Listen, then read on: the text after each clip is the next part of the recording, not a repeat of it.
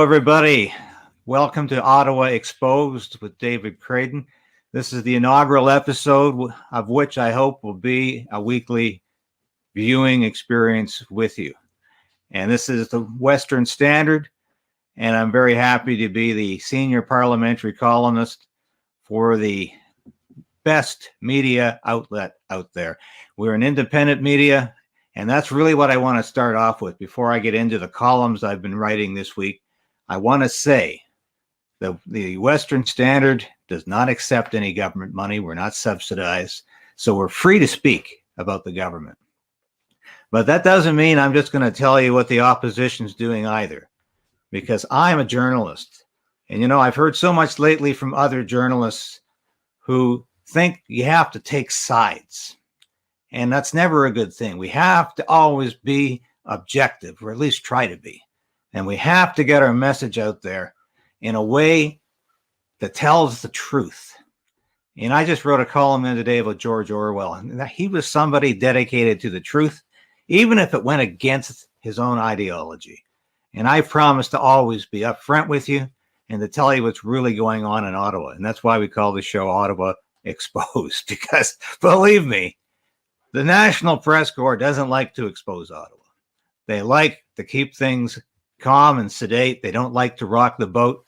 And believe me, that's not why I'm in this business. I do like to rock the boat. I like to tell the truth. And I like people to know what's really going on in the House of Commons, the Senate, and what we call the Parliament of Canada together.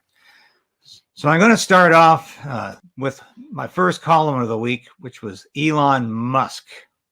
And what I think is the most important story, actually, that we have anywhere at any time. This story is groundbreaking in that it is absolutely, verifying that Twitter had not only a bias, but was working with the Democratic Party to steal the 2020 election, and that Twitter was working with the FBI, was working with the Justice Department, was targeting conservatives, and was ensuring that news that was detrimental to Democrats was not being seen, that conservatives were being shadow banned, conservatives were being canceled, and the Twitter bent over backwards to have Donald Trump canceled because they didn't like him. They wanted Donald Trump removed from that broadcast medium.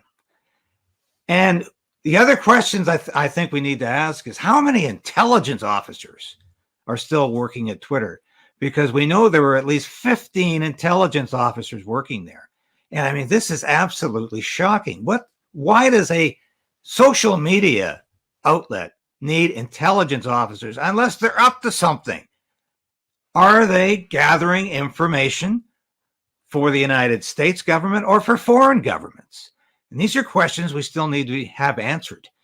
In addition to, did Joe Biden, as president, put pressure on Twitter to report the news that was favorable to him in a manner that was favorable to him? These are questions we have to have answers to, because this is a bigger story than Watergate.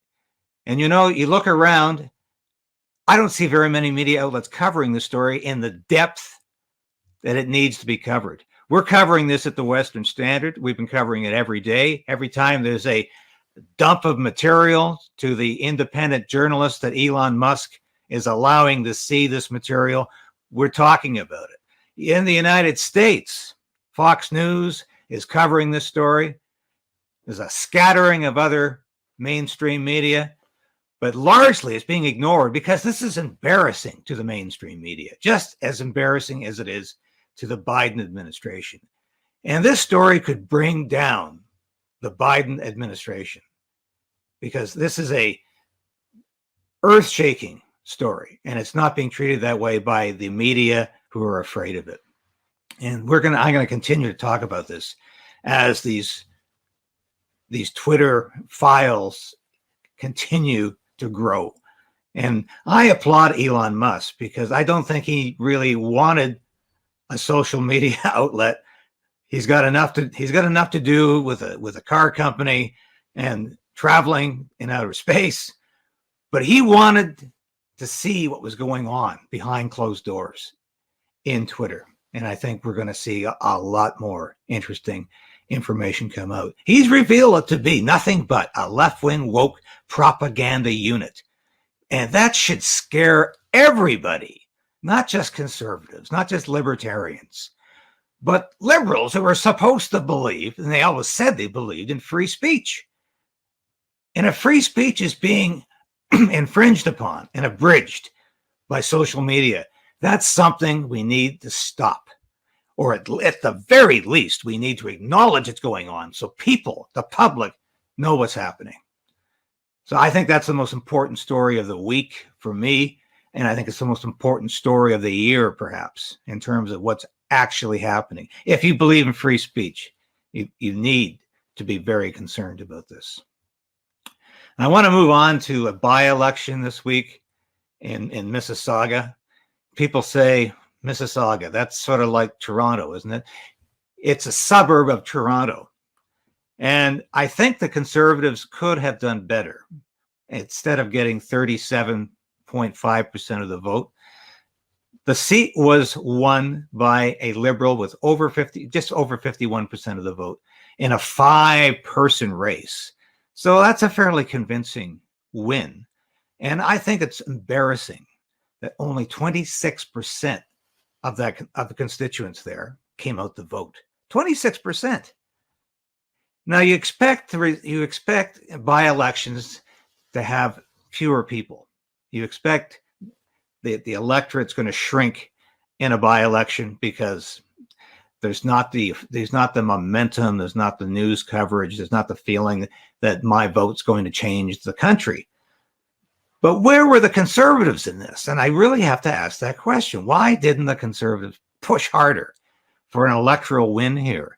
If they're so concerned about this next election going their way, why wasn't Pierre Poilievre on scene more often? And I think he was there, despite the reports that he wasn't.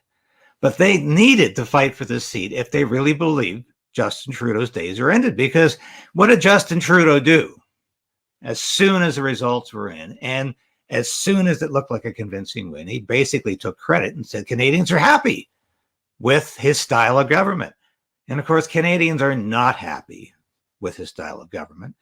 But when 26% of a riding comes out to vote and 50% of it votes Liberal, that doesn't look very good. The optics were terrible for the Conservative Party.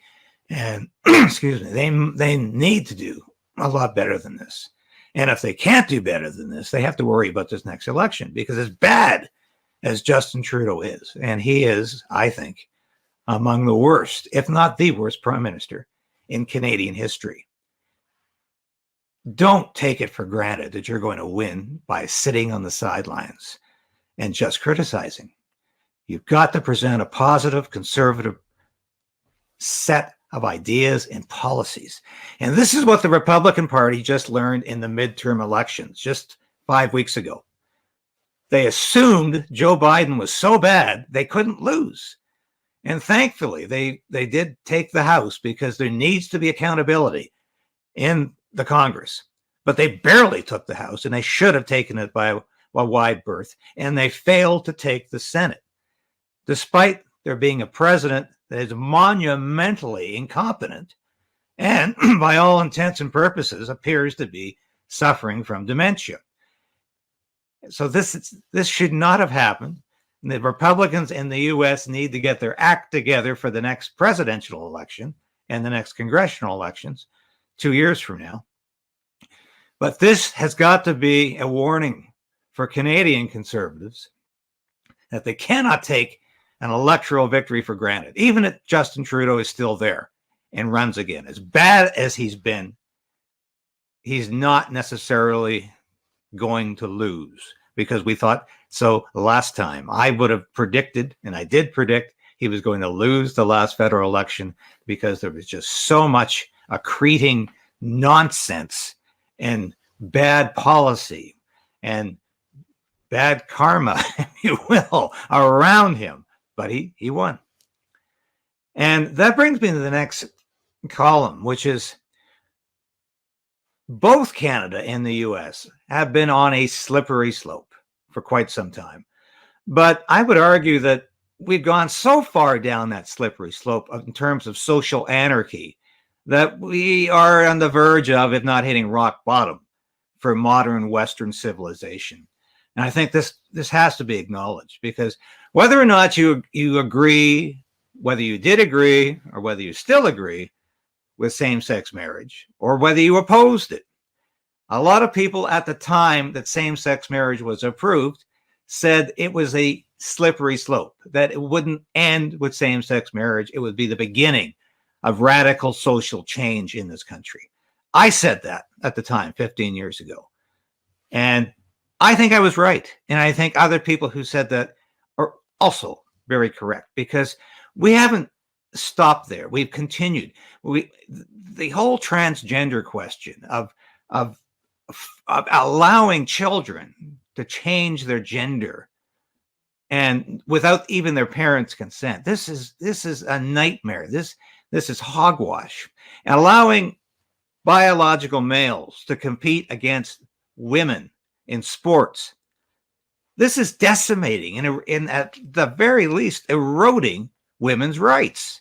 And this is a contradiction, an irony of this whole woke social change, is that as hard as women fought to gain their electoral freedom, to gain the vote, to be allowed to work and to earn the same amount of money as men, those rights are being eroded by the whole transgender question, because we are allowing people who imagine themselves to be a different gender to be recognized as that and to compete in sports.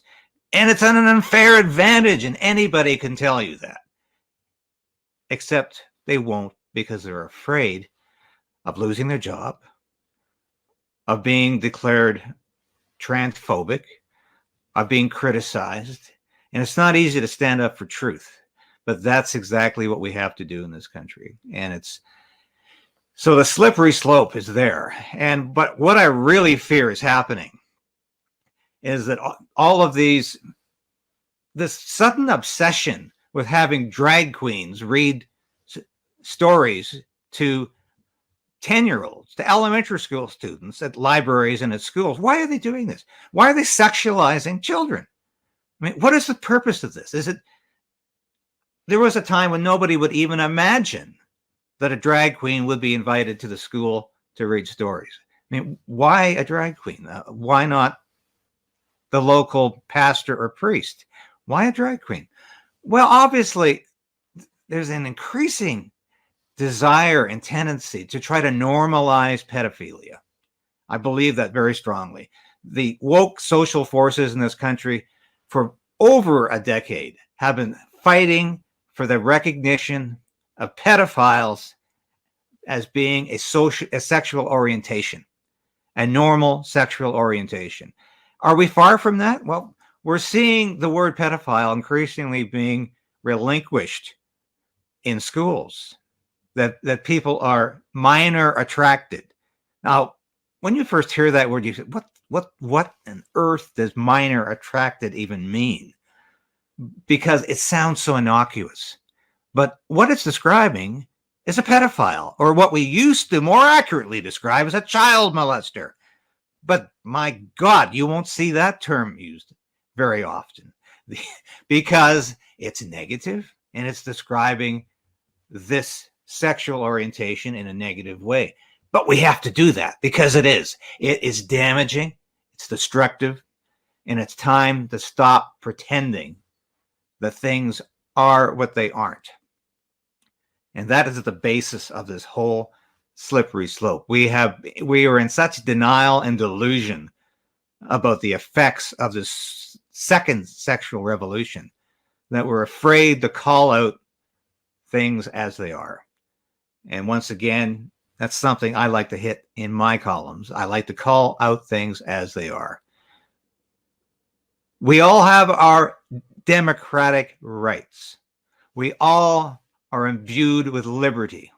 We are all subject to the freedoms in this country of the Constitution and the Charter of Rights. But that does not give us the right to infringe on other people's liberty and to be destructive in our behavior simply because we say we own those rights. And I think this is absolutely essential we understand this. And I'd like to conclude today with a story that's both tragic and funny. Because last night, Wednesday night, our Prime Minister Justin Trudeau spoke to the Liberal faithful at the annual Christmas dinner here in Ottawa. Now, if you've ever worked on the Hill, you know that every Christmas, every party has a Christmas dinner, usually on Parliament Hill. They sit in the various section. All the MPs are there. The staffers are there. The family. And all the other assorted grits, as I said in my column. But Trudeau was the keynote speaker, and they haven't really got together in a real way for at least 3 years now because of the pandemic. So this was the first speech Trudeau has made to the Liberal faithful, all gathered together for quite some time. And I must say, he's used to going places, making speeches, and seeing protests. But he got a lot of applause last night. Of course, you would expect that. And he got a lot of appreciation. So he had a chance to really talk about things. But what did he talk about? He decided to go after Conservative leader Pierre Poilievre and suggest that Canada's not broken. Well, actually, Poilievre never said Canada was broken. It says it feels like that sometimes because of Trudeau's policies. So that was, to begin with, inaccurate. His whole keynote address was based on that assumption that Poilievre had said this. He did not say that. He said because of Trudeau's policies, because of the raw economic times we're experiencing right now, it feels like that. It seems like that. And I think that's an accurate statement to make. But Trudeau went farther and suggested that Poilievre's afraid of the media, that he runs away from the press, and that he has an inability to communicate directly to Canadians. Well, I think actually that's not true. He's communicating very directly. And Justin Trudeau is not afraid of the media. Why should he be? He subsidizes most of it, and he fully funds the CBC. So, of course, he's not running from the media. And every time you see the national media here in Ottawa assembled together at a news conference, they just love to lob softball questions towards the Prime Minister. I have rarely seen a tough question thrown at the Prime Minister in the last 3 years, largely because they know that their salaries are dependent upon the Liberal government. And this is something, if the Conservative Party becomes the next government, it needs to reverse the subsidization of the media because it's destructive and it's a form of press suppression. It's a form of destroying free speech because governments traditionally have destroyed the free press in two ways.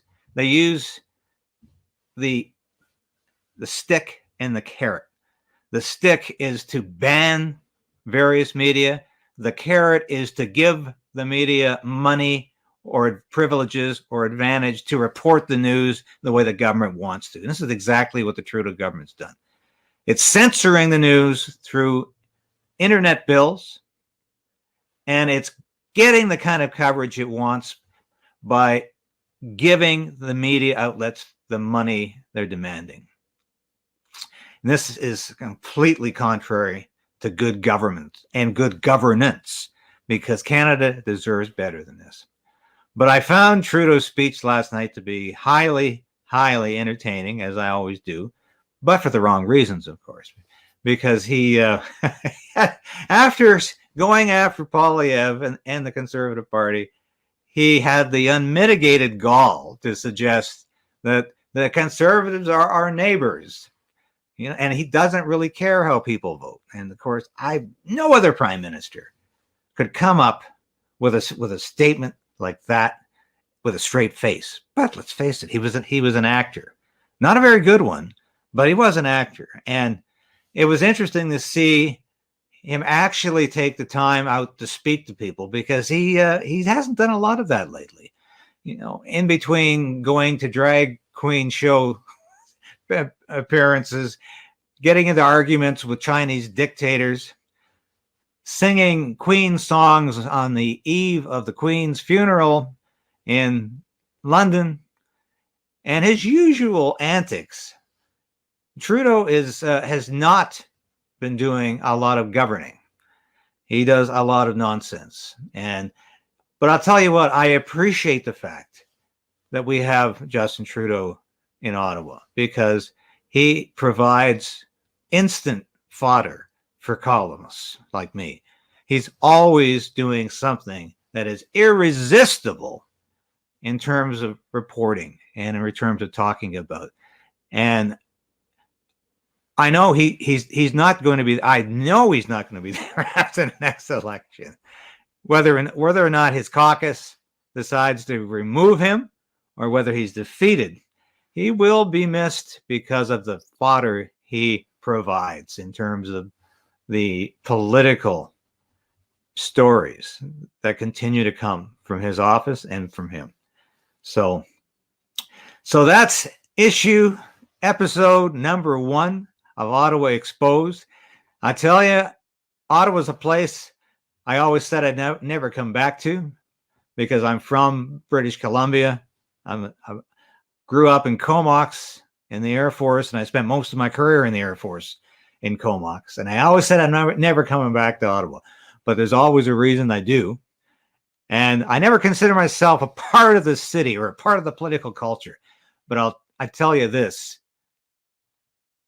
I'm glad I'm here to report on what's happening right now, because I think we're witnessing history, whether or not it was the Freedom Convoy in February and the absolutely uncalled for authoritarian response to that from Justin Trudeau, namely the Emergencies Act. I'm glad I was here to report all of that and to give you a perspective you're not going to see or hear from the mainstream media, which largely rejoiced over the smothering, the crushing of dissent in this country.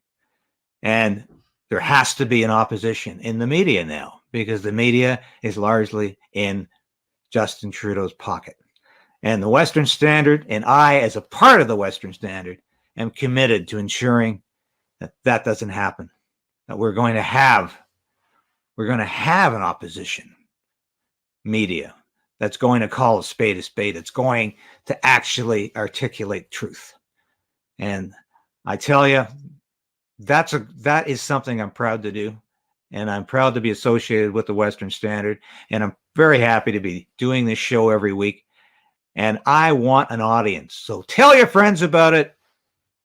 Bring people on board here. And tell them that every Thursday at 2, I'm going to be talking about the issues that you want to hear about in a way that you want to hear them. And I think that's a calling right now that I'm very, very happy to fulfill. So for the first episode of Ottawa Exposed, I'm David Creighton.